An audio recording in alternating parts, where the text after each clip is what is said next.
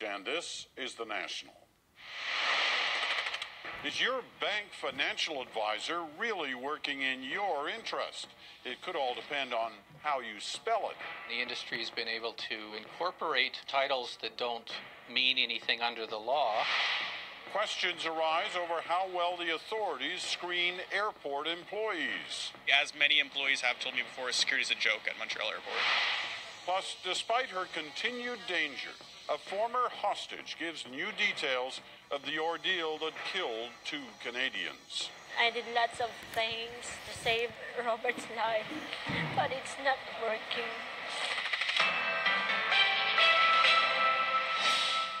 On paper, they sound impressive. They need to because your money is at stake.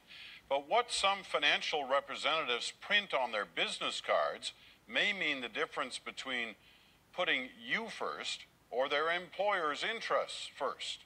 And the latest investigation from our Go Public team shows deception could even come down to one single letter in a title. Erica Johnson explains.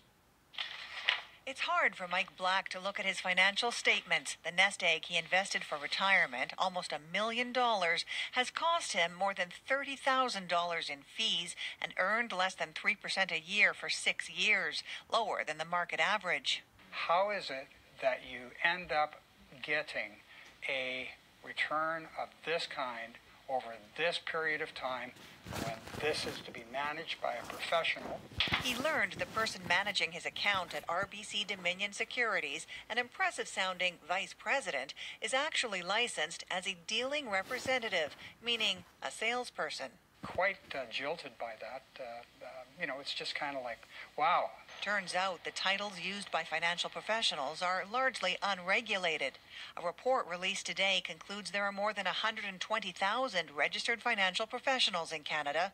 It breaks down 2 ways: dealing representatives, the vast majority, and advising representatives, only a few thousand. Dealing reps can call themselves anything from vice presidents to wealth managers to financial advisors, spelled with an O. But only advising reps have a legal responsibility to act in a client's best interest. Financial advisors in this category spell it with an E. The industry's been able to incorporate titles that don't mean anything under the law. There's no such thing in Canada as an advisor spelled OR under any of our securities acts. So people are completely in the dark.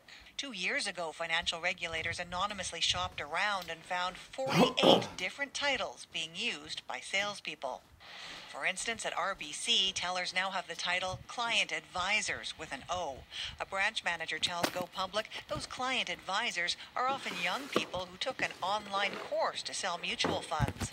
When you've got advisors who are put in that position who, don't have experience and don't have the knowledge, then you're putting clients at risk. Other financial advisors tell Go Public they're salespeople too. One at BMO says we are encouraged, if not forced, to sell our own products because we get paid more, even if it's not in the client's best interest. Most of the banks wouldn't comment on the titles they give their employees. RBC said it stands by the advice given to customers. Already there are calls to better regulate financial titles to clarify when the person handing out advice is a salesperson. Erica Johnson, CBC News, Vancouver. Erica and her team have been investigating sales tactics at banks for some time. Those reports are all online. But her stories start with you, and you can get in touch by sending an email to gopublic@cbc.ca. Airport